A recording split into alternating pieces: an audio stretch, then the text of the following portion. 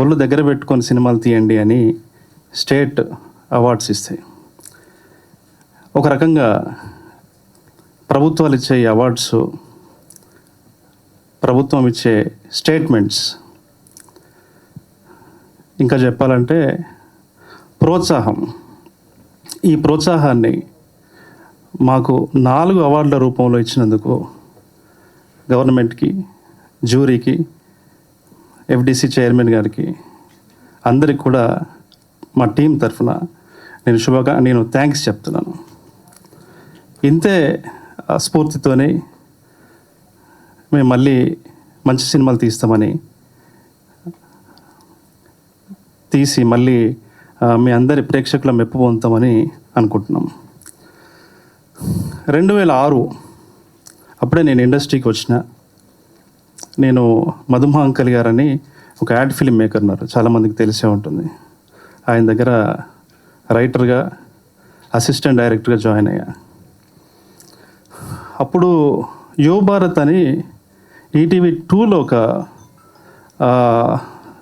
గుర్తు ఉండి ఉంటుంది మీ అందరికీ. ఈటీవీ 2లో ఒక డాక్యుమెంటరీ సిరీస్ వస్తూ ఉండేది.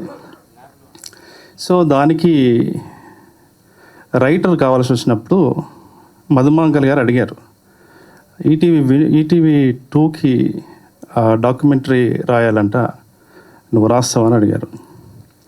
షాక్ అయినా నేను.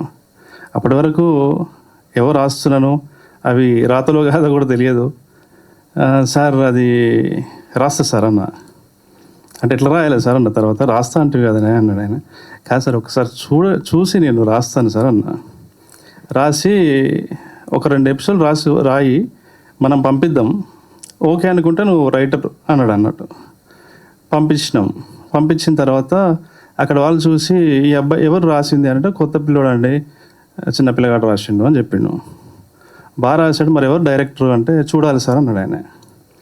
లేదు ఇతన్ని చేయమని చెప్పండి అన్నారంట.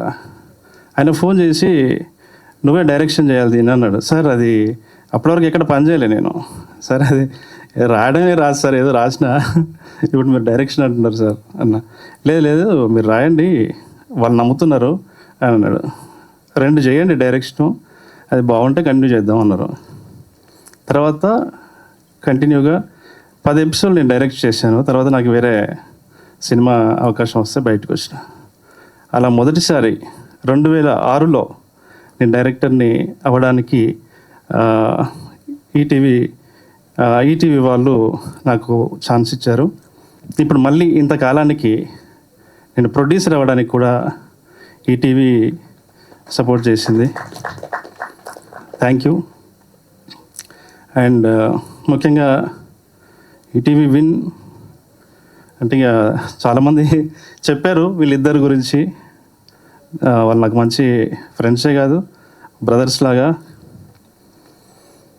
నాకు భయం వేసింది ఫస్ట్, అసలు ఎవరైనా నమ్ముతారా ఈ కథని అని. అలాంటిది వాళ్ళు నమ్మి ఇచ్చారు.